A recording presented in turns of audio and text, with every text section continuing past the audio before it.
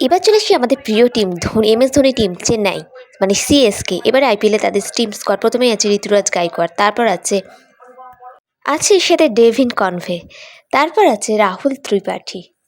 এরপর চলে আসছি চেন্নাইয়ের 4 নম্বর ব্যাটিং হিসেবে যে খেলতে চলেছে শিবম দুবে, যা সিক্স দেখার জন্য আমরা ভীষণইভাবে উদ্বিগ্ন হয়ে আছি, উচ্ছ্বসিত হয়ে আছি।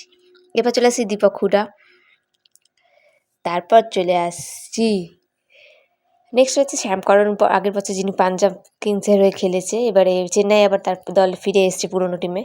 তারপর হচ্ছে Rabindra Jadeja, always CSK team, MS Dhoni বড্ড ফেভারিট। এবার চলে আসছি এমএস ধোনি, আর এনার নিয়ে তো বলার কিছুই নেই, ইনি হচ্ছে গড। এরপর চলে আসছি রবিচন্দ্রন আশ্বিন, স্পিনার, বোলিং লাইন এটাকে আরও বেশি শক্ত করেছে। এবার চলে আসছি মাথিসা পাথিরানা, শ্রীলঙ্কার বোলার এবং মালিঙ্গার শিষ্য যাকে বলে।